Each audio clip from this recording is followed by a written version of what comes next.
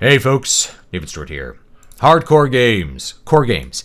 This is a concept that started to pop up in the aughts around gaming year zero, 2007.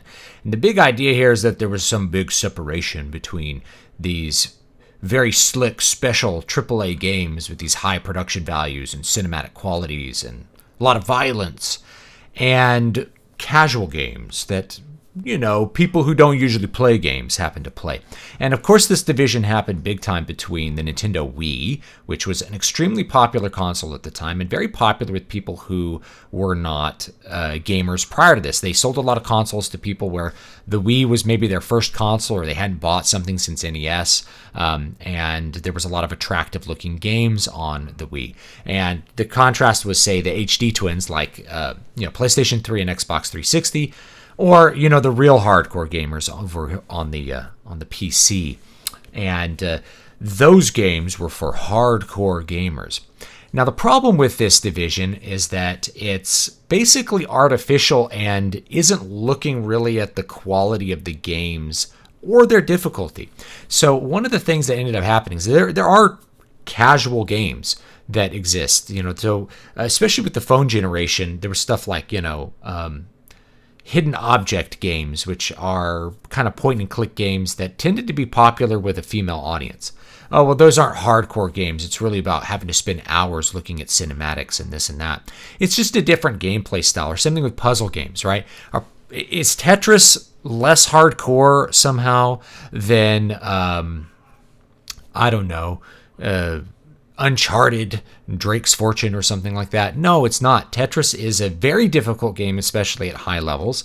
I remember when I was in high school, we had, this was in the Game Boy Color days when that was new. We would play Tetris against each other, and like my girlfriend at the time was like really good at Tetris and was like better at Tetris than me. And we would have, you had like the battles where you would send lines to the other people. We'd do that on the bus for like hours. Tetris is a hardcore game, and is a game that has been around for a long time, and it's a puzzle game. So are puzzle games necessarily, less hardcore? No, they're just a different kind of gameplay. Same thing if you look at, say, a Mario game, because Mario games were coming out on the Wii. Are those casual games because it's on the casual game console? No, they're full-featured games. They have a high degree of difficulty, especially at later levels. And indeed, the people who are maybe good at Call of Duty wouldn't be able to just hop into the later Mario levels and just have immediate success unless they grew up playing those games. And one of the reasons they're hardcore gamers is they grew up playing Mario games. Go back and play the original Super Mario Brothers. That is not a casual game. In terms of difficulty, it's a very difficult game. Super Mario Brothers The Lost Levels, which was Super Mario Brothers 2 in Japan, that is an extremely difficult game in various different places. And so you have to ask, do you consider Super Meat Boy a core game? Now, the entire dichotomy falls apart when you bring up something like Super Meat Boy or Super Hexagon. Super Hexagon's obviously not a core game. Super Meat Boy is obviously not a core game. These are games that you buy for $15 on Xbox Live or on Steam. These are games that, are 2D games. Or Super Hexagon, it's like barely 2D, very, very simple approach to something like Super Hexagon. Super Hexagon is one of the hardest games you'll play. Super Hexagon's hard. Super Meat Boy is one of the toughest platformers you can play, and it's so much fun to play it.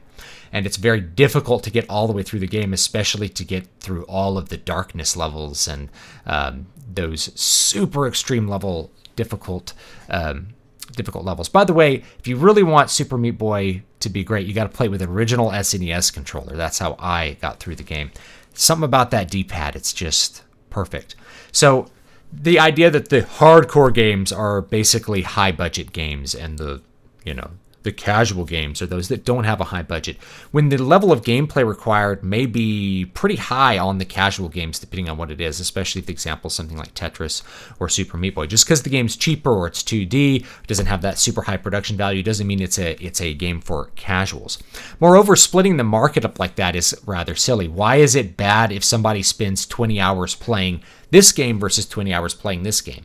Are they less hardcore? If they spend the same amount of time playing a game, are they a less hardcore gamer? They have a lower skill? Well, they would have lower skill in the shooter game. I always found this was really funny back in like 2008, 2007 when you had Call of Duty 4 come out and really explode. Those Modern Warfare.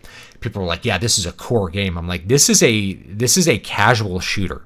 Because I came from the PC, and so Unreal Tournament 3, that's more of a hardcore shooter, right? Unreal Tournament 2004, that was where people were really into shooters, or Halo even.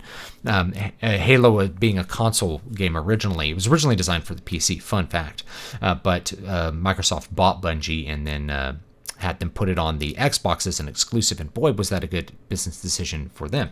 Anyway, so we consider, games like Call of Duty to be pretty casual as far as shooters go. Compare Call of Duty to Doom.